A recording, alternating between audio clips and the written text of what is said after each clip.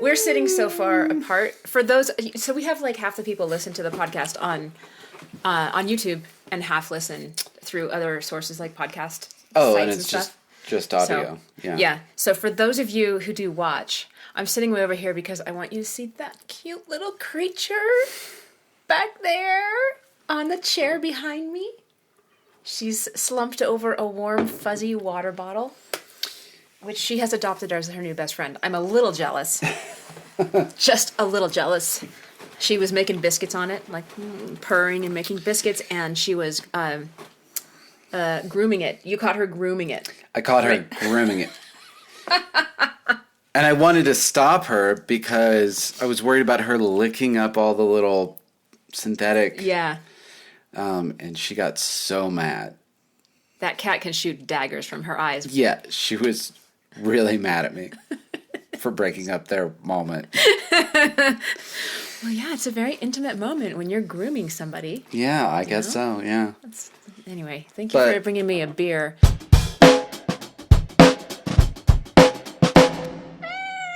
You're very welcome. Oh, I could use one today. Yeah, it sounds like. Just today. So I won't even think about like going back to what we did last weekend because who remembers, but just today.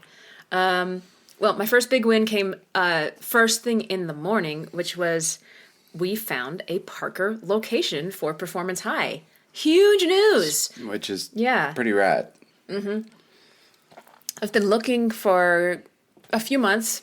I mean, I'm not driving around Parker looking, but one of my teachers who lives much closer has been. We've, called about some commercial spaces.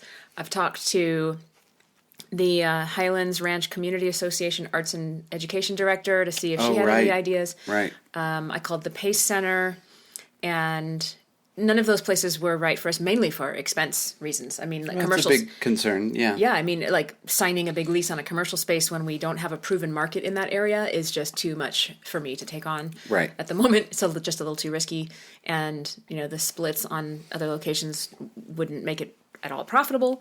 But it's going to work at Hyperthreat Recording Studio. We're actually going to rent rooms at Hyperthreat Recording and Rehearsal Studios. Mm-hmm. So which is wild. I mean, that's a South Denver location. Yeah. It's very exciting. So now we have North. Now you have North, Central Denver, and then a South location. Yeah. We'll see where we go from there. Mm-hmm. Don't know if the next one will be Southwest or if it'll be way north, like Longmont or Loveland or Fort Collins. Right. Yeah, that's interesting. We'll see. Yeah, I guess it depends a bit on the teachers who come on board with the... Absolutely, yeah. Yeah. Because we're finishing up the first round. Have we talked about that? Your teacher training program that you designed? I am not sure that we have. I feel like we haven't. I mean, it's music. It's my music life. It's just not gigging and playing bass and stuff and singing. Yeah. So let's talk about that for a moment. We are... So you figured out that a possible way to get more access to good teachers was to develop them yourself. Basically. And that's not to say that the only good teacher is a teacher I have taught. Oh, not at all. But just, instead of looking outside Performance High for people who are both a cultural fit and who teach not the right style, but who teach contemporary music with, science-backed techniques. I don't even know where I started that sentence. And not only someone who teaches what we teach, what you teach, but someone who hasn't already developed their own studio, because that's the other thing. If they've already got their business up and running, and we certainly, you're a big supporter of other people, but at the same time, why would they work for you if they're, Right. So rather than looking for the unicorn, which is the amazing teacher who fits well at Performance High, from a values and personality perspective, but doesn't have their own studio. Right. Like, there aren't that many of those out there because the good teachers generally have built their own studios, and so Right, they're yeah, not sure. available. Or they work a little bit for Performance High, and then they're like, you know what, I don't like working for anybody else, and I totally get that. You don't like working for anybody else either. I wouldn't want to work for anybody but me. No, it's so basically you designed a process where there's a lot of education weekly. Yeah. And then there's accreditation.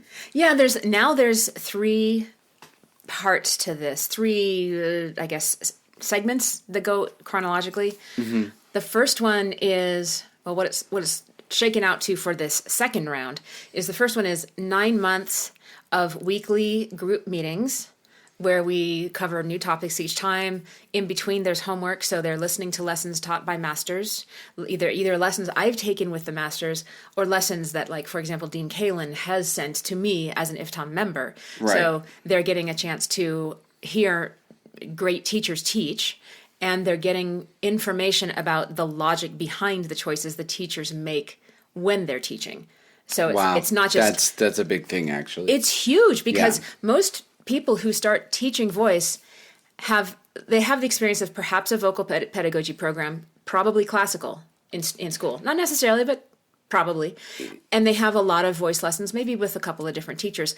But this is giving them insight into many different teachers' methods and examples of their teaching. Right. Plus, the group discussion and the clarification that they get from all that. So it's 9 months of weekly group sessions. And then after the first 4 months, we start giving them students who are aware they're working with newly training teachers. So they get a discount. It's like when you go to like a student dentist or a student, hairstylist, you get a discount because, you're working with someone new. Avita. Yeah. And so then they start building up their student roster at Performance High. They get support from me and the other mentor teachers at Performance High while they learn how to teach. So the students are still getting high quality instruction because they're backed by, they're working with teachers who are being educated by us, and they're backed by one-on-one support from us. So they also get an hour and a half of mentorship one-on-one with me and some of the other mentors at Performance High as well. So they get private lessons with all of the teachers at Performance High, essentially, with more lessons with the mentors, so like the more advanced teachers. So it is an honest, I don't know why I didn't do it this way before. I guess maybe because it is a lot of work.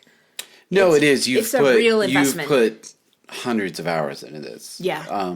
Not just the weekly in-person stuff, but the developing all the... Yeah, meeting one-on-one with people and planning the curriculum, drawing stuff from different teachers' programs that I've been through in the last few years. So anyway, I was saying there are 3 parts to it. And this whole thing is, maybe we're going to talk about this the whole time. But the first part is that 9 months that I described, which is weekly group sessions, homework, one-on-one mentorship, and then after the first half of it, their own student roster to practice on. Then the second part of that is after it should be about 100 hours of teaching there, and they get certified at Performance High. Then they go on and pursue their accreditation with the International Voice Teachers of Mix, which is the organization I'm accredited through, which I give all the credit in the world for finally helping me understand the voice and understand how to teach, and not just teach based on how I'd been taught. And so they should be pretty much ready for accreditation by the time they're through this program. Maybe they need a few more months of practice or something, but they're going to have all of the knowledge and all the support. So they should be able to get accredited officially outside Performance High pretty quickly. And then the third part, which is currently optional, and it's not totally in place yet, but I've got a year, is becoming a more of a coach using Jessica Baldwin's teacher development circle. So I went through this program, not this past summer, but the one before. And she helps people, she's a great vocal instructor. She knows how the voice works. She knows all the anatomy. She knows all the science that's going on. But that is only the beginning of being a coach, because the voice is this embedded instrument that comes with all of this emotional baggage. It's integrated into the human as a body, as a spirit, as an emotional being. Yeah. And helping someone learn how to sing isn't just here's how you use the air and the muscles to make a sound. Boop. the ultimate goal is to be a good song teller, storyteller, and develop yourself as an artist. So Jessica's program is really strong on that side, and she's proposed a partnership between Performance High and her. So that would be so great. Like the third tier. Like, great, you can teach now. You can effectively teach someone how to sing. Now, if you want to become like a top-notch coach, there's a program that we are in partnership for. It definitely is something different. Yeah. Yeah. And there, out in the world, there are teachers, in my experience, there are teachers who are better at one or the other. There are some teachers who don't really understand how the voice works. They have some ideas that they don't dive deep into it, but they're really focused on the whole person as a singer, and so they work well with energy and intention and emotion and presentation and style and all that stuff, and they're great. Right. But they are often lacking in understanding exactly how the voice does work. Like, how how do I actually smooth my mix over? How do I actually sing without a break? Right. And then there are other teachers, and I fall into this category, who are good at the science of it. They're good at helping people make sounds they want to make and sing without a break, but aren't as good at then helping that person become an artist. So I have more growing to do there. Yeah. But, anyway. Obviously, that last part of it kind of near and dear to my, what I lean towards. Yeah. But, it's so amazing that you have the teacher program, because not only is it just your stuff, but you're giving people the chance to go through the kind of education that you had, but guided by you and as someone who's been through it. Yeah, exactly. It's structure and whatever else. Yeah. Yeah. So, and in the case of Jessica, it's basically, a subsidized way to get training. You could go out and get all this training yourself if you want to pay for it. Yeah. Like I did. Do I know Jessica? I feel like that name is not very familiar to me. I've only taken a couple of lessons with her. I just took that course with her. But maybe I haven't talked about it a lot. Yeah. I don't know. Yeah. I mean, she's great. So much going on. Anyway, all of that fits into this bigger picture of Performance High opening a new location. Right. And future new locations. Mm-hmm. So, sure, I could just, if I were School of Rock or some, big franchisee company with a bunch of money behind me, I could go find a location, put an ad out, hire some teachers who say they have a degree in vocal pedagogy or a degree in vocal performance. Whatever it is. Yeah. Put them with some kids and be done with it. Right. But that's not the way I want to do it. I want to keep the same quality and the same culture all the way across the company. So having a teacher training program is the way we're going to expand. So into Parker, we already have Morgan Lowe, who's about to get certified at Performance High. She's been a killer teacher so far. Right. She lives in Highlands Ranch, so closer to the Parker location, and she's excited to work there. Yeah, and we've talked about Morgan. She plays with Ian in Stonebeat, one of the bigger cover tribute acts. Yeah. Yeah, it's so interesting. That's one big thing, the culture you've kind of built and cultivated. I'm so grateful to have the people that we have in Performance High. Yeah. This guy who is an independent consultant for companies that small companies that want to franchise or expand into new locations. He approached me a few months ago. In our first conversation, he said, it's fun to have, more employees. I mean, you have to discipline them sometimes, but, it's not too bad. And I was like, I don't have to discipline my employees. Right. I've got all good people. I've always, kind of maybe branching out a little bit, I've always approached bands and even producing bands as let's take this from culture first. Yeah. You know what I mean? Like let's get the shared values going. Mm-hmm. And then let's let everything else flow from the shared values.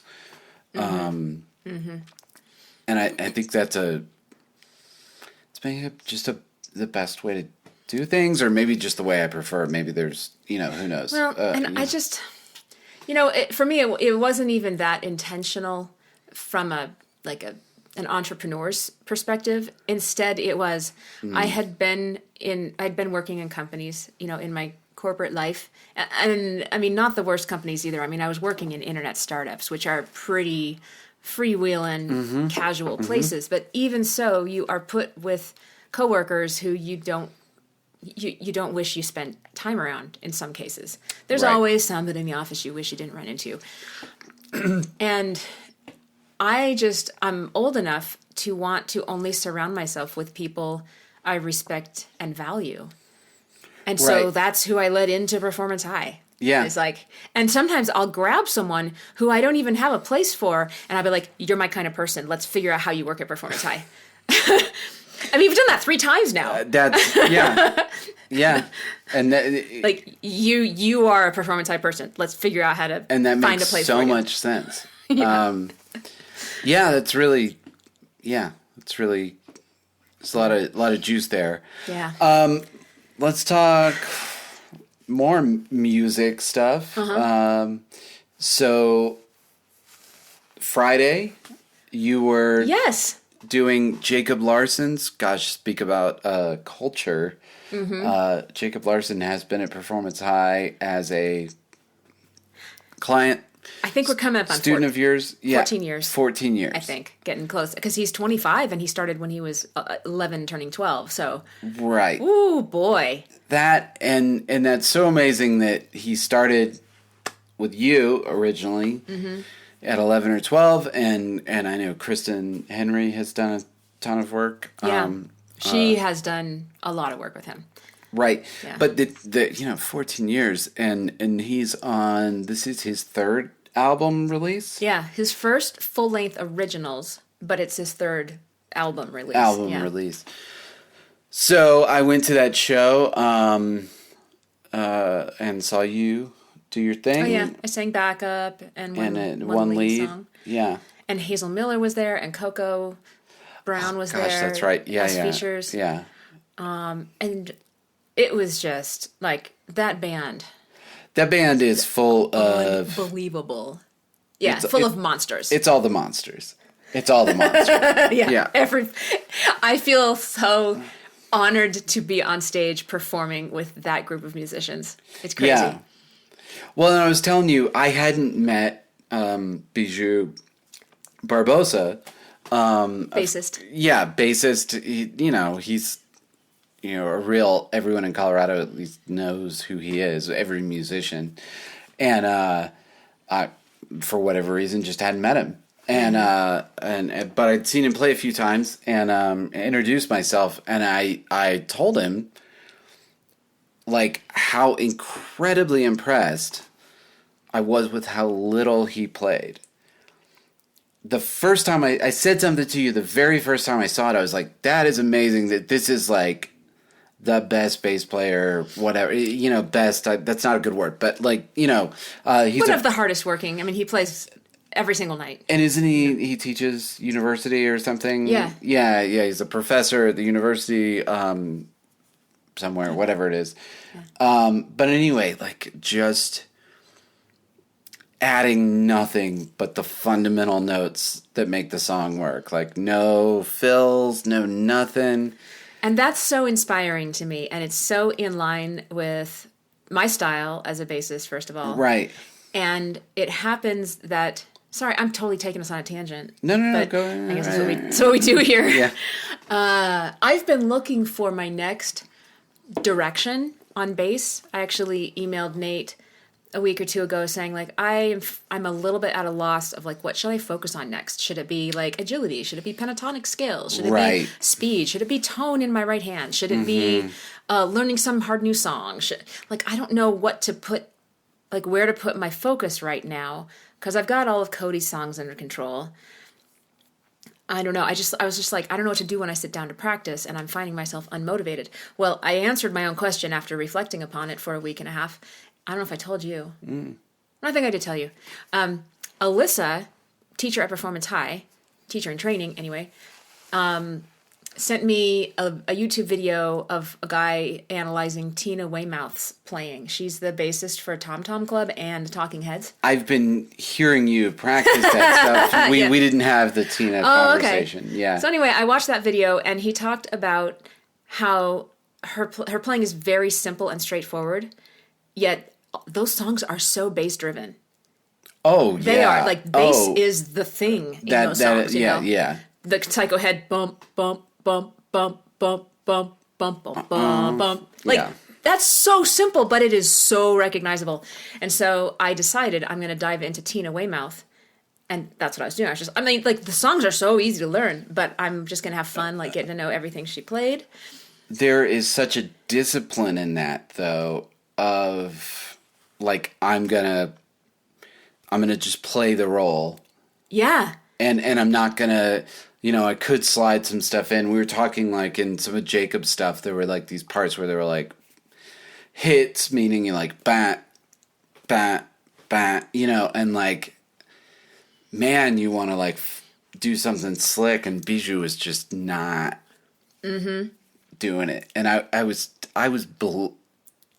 probably seen him 3 or 4 times now, and just, like, that restraint. Yeah. Yeah. It's really unbelievable. I was just wildly impressed by that. Anyway, that's in alignment with, like, Tina's style. Like, hold it down. Don't feel pressure to vary things. I think, as I try to develop as a bassist, I know that one of my weaknesses is embellishments, because I don't feel super drawn to do them, so I don't, like, workshop them a ton at home. I mean, I'll learn a hard song, I'll learn a Wolfpack song or a James Jamerson bass line or something. Yeah. I mean, I've done that several times. But that's not what I bring to gigs. So I don't really, it hasn't become part of my playing. So I feel a sense of, like, I want to show out my weaknesses, so I want to get better at that. But then we have this example of Bijoux and of Tina. Like, I wouldn't call Tina a monster bassist, but she's a famous bassist. Oh, wildly. Yeah, I mean, huge. It's reminding me that restraint is a value, and I mean, maybe I should, think twice about how much I want to work on developing little embellishments. I mean, I should, just so I can, but... Well, but this comes up to something that we were talking about. I was working with someone based in New York City, but they're doing a show in Bermuda at the Bermuda Jazz Festival this weekend, and we worked on developing their whole show. And we were talking about that thing where if you really feel the need to constantly be, for example, embellishing your bass line or adding stuff, then maybe you don't really believe in the main riff. Oh. And what we were talking about with my client in New York was, if you feel the need to be dancing all over the place and just, like, I have to keep moving constantly because I want to be entertaining, it's like, maybe you don't believe in your songs and you need to get some other songs. Because, and that was a no address thing where we would be like, if we're feeling like we need to add stuff or we need to embellish or we need to, like, gosh, we need to come up with some changes because this part's getting boring. Hey, maybe that part isn't so great. Maybe make a better part that doesn't get boring. Mm-hmm. Or re-examine what you're doing, and go, like, let me figure out, let me fully understand what's cool about this part and why it doesn't need extra stuff. Mm-hmm. The bass line to Psycho Killer, that doesn't need anything else. Yeah. And if it's almost like a self-confidence thing sometimes. Yeah. Where you're like, I'm afraid people are going to get boring if I do the same thing 8 times in a row. And it's like, you got to get some, like, you either got to get some grit to where you don't have to worry about that because what you're doing is good, or figure out a better part. And that's what I said. We were laughing after the show because I was just, like, so blown away by Bijoux, like, adding nothing, like, just doing the part and sounding great and being the backbone of the whole thing. Yeah. And it was like, that's why he's Bijoux Barbosa. Like, he's got the confidence to just like, all I need to be is the background. I don't have to get my licks in. I don't have to show anybody that I'm good. I don't have to show anybody anything. I'm confident, you know. Mm-hmm. And that's something I do sometimes. I mean, at least probably what I think is when I'm at my best is like, I was telling you, there are gigs and recording sessions where I go into it going like, what is the literal least I can play? The game I'm playing with myself is how few notes can I play?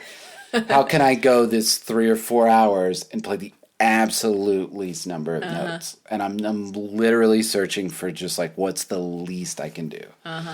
And still be interesting. I mean, you could just shut up and not play and that would be less. But like, you know, how can it be music, but I'm doing the least possible? And sometimes that's my approach to it's stuff like too. it's like the way that you get more creative when you put a restraint on yourself. Like if you're trying to write something and you give yourself a prompt. Oh, like and I'm a huge believer in that. Yeah, you know, it's sort of like when they talk about. I talk about this in songwriting when they talk about, you know, the blah blah blah. The most challenging thing is the blank page. Well, like take away the blank on the page, like figure out a way to constrain it so that it isn't a blank page, so that it isn't every possibility in the world. It's like, we're going this direction, this is what we're doing. And I can imagine, not that I take solos, but I can imagine that if your goal is to play as few notes as possible, that takes away the kind of the default busyness of like, well, I'm going to fill some time by doing some impressive things. You know,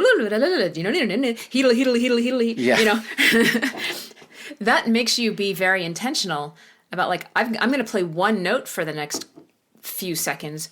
What's the right note to play? What's the note that means something over these chords and with this song? Right.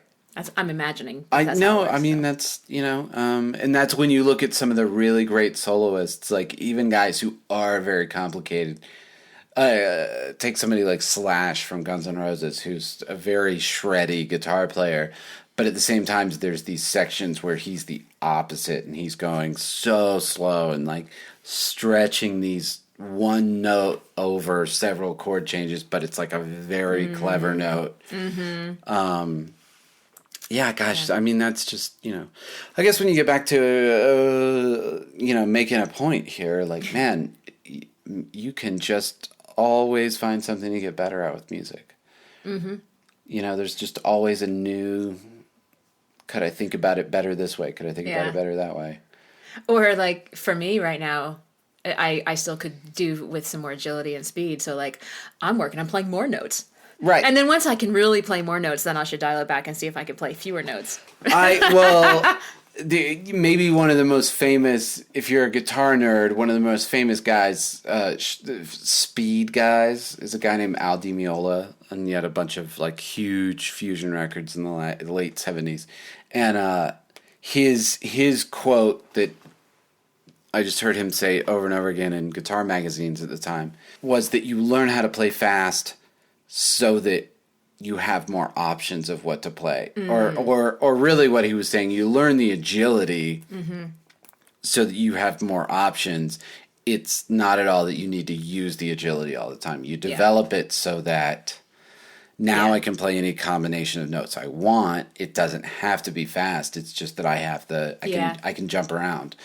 And that as a nerd who practiced scales 6 to 8 hours a day at one point in my life was kind of my inspiration. I can't believe you did that. Yeah, I loved it.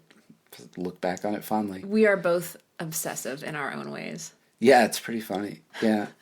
Or we were when we were young. We're all old and tired now. Yeah. I think I've lost a lot of that. I don't have that same drive. Yeah. I mean, you know, you used to think, I mean, maybe part of it is that it used to seem like doing it perfect was the goal, but like that's not what people care about or want. Like that's not what people are. That's not when I listen to music, I'm not like, hey, I want to hear somebody do what they were supposed to do perfectly. That's not what the entertainment value. I want to hear the mistakes. Yeah. Think about Brandi Carlile with The Story. Oh, and her voice cracking. That big voice crack in the third verse. I die for that part of the song. Yeah. And that's, you kind of like, oh gosh. Okay, so that was Evolution. Friday. Whoa.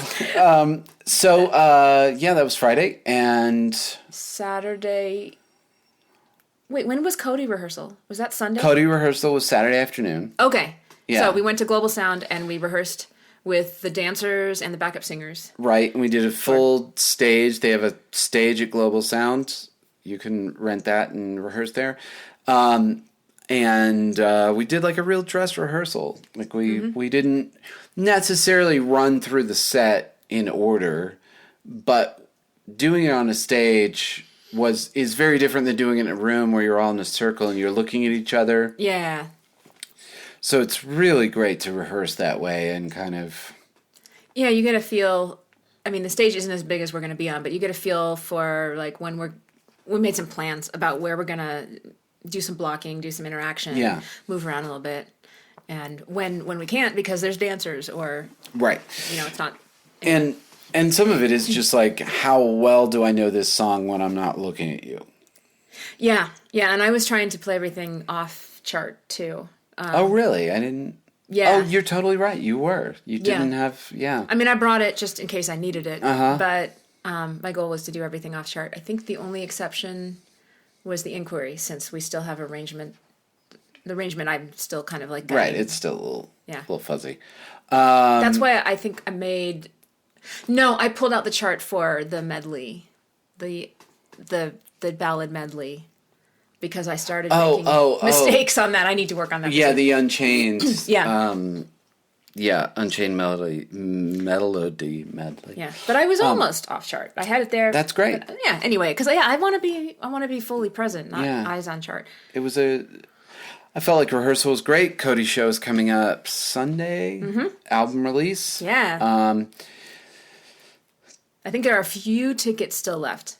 I think it's getting really close. It's, it really struck me. I was just at Niecy's yesterday, Sunday, for I think it's the Mile High Blues Society, and then the International Blues something. But it's like they have these blues bands and they pick the best one and they send them to these. I think the next step was Memphis. And then it is this international blues competition or whatever.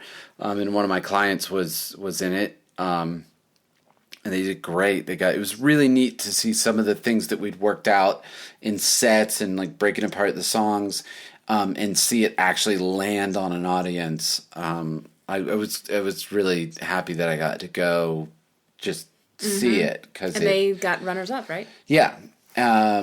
And it was funny because it worked exactly like we had planned, and that's always like a weird feeling. It was like, oh, this is what we talked about happening, and now it's happening.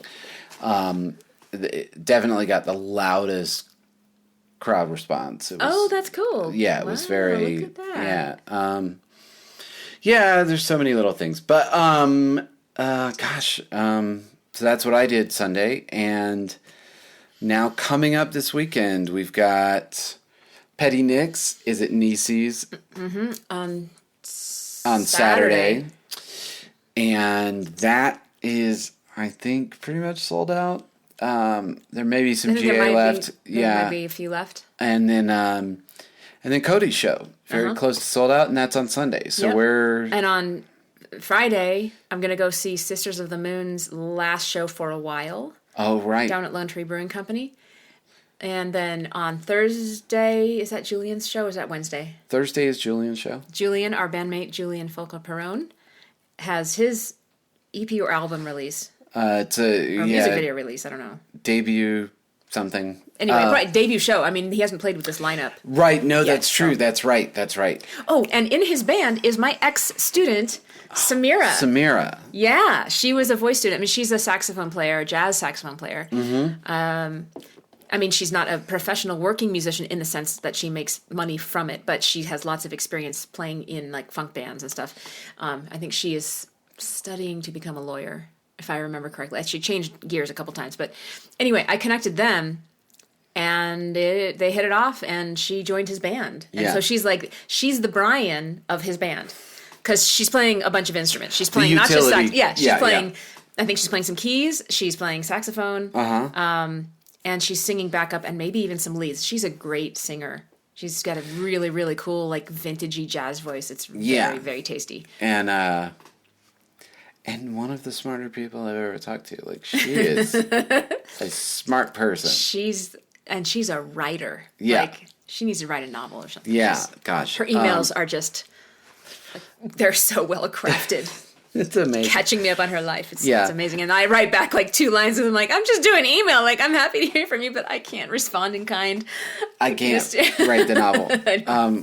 What a cool person. So that'll be nice to see her. We're also shooting the music video. Oh my gosh. What a busy week. We're shooting Cody Quall's music video. Shooting that on Friday morning to afternoon. And speaking of music videos, what else is happening? We are releasing the You Don't Want My Love music video. Finally! The one we recorded the track back in spring, and we recorded the footage in July. Yep. And we keep talking about it week after week on this podcast. Well, I just bounced out the final video. You gave me the master today. Yep. So I'm running it by all the women first, just to make sure nobody needs any like name changes or like there's any pictures of anybody that they can't abide. They can't live with, because it does have 15 or 20 women in it. Yeah. Friends of ours, and so I'm gonna give them a couple days to look at it, and then I'll release it no later than this Friday. That sounds... And then we could do a new one. I feel like I had trouble letting this one go, and I kind of got mad at myself a little bit, like where I just couldn't be satisfied with it. And I think where I was mad at myself was I was being a little unfair because I wrote this one. And I think it made it harder for me to let go of the mix. I think I just got too perfection-y about it, and I think I had a little more ego in it than normal. And I was kind of like, I should not be doing that. That's not fair. I thought you always had trouble letting go of your mixes. I always have trouble letting go of mixes. That is not at all my point. My point is this one a little harder. Okay. Well, thank you for letting it go. Yeah. So we can move on. Yeah, boy. Fun week, and we got a lot of stuff coming up. Yeah. Yeah. No trick-or-treaters. What do you mean, no trick-or-treaters? They totally stopped. We were worried about them interrupting the episode. Oh, well, you got home a little late, so we didn't start this until, like, 8:30 or something, or 9. Yeah, no, and that's why I brought it up, is I was wondering why it was my fault. Of course it's your fault. You were going to come home at 6. They started at 5:30. I was going to come home at 6, yeah. You got home at 8. Yeah. And I got the mix done. Yeah. Well, I know when you say that you'll be somewhere at a certain time, if it's I'm going to be home at X hour, I add 1 hour. You should probably always. Always. Yeah. I have to stare at a box and push buttons. And it's so addicting, you can't make yourself stop. I really can't. It's ridiculous. It's ridiculous. Anyway. It's a long one because I talked so much about the teacher training program at the beginning. So let's wrap. You'll make it perfect. I will? Yeah, you always do. I don't do much to them these days. You've reduced your ums by a lot. I've been working on it. It's a huge improvement. It's a weird thing I've realized. You can make an effort and see returns on that effort. A lot of people don't know that, but it's true. Thank you for being a great example. Yeah, well, I feel that's mainly what I am, is a great example. Usually in the opposite way. Don't do what he does.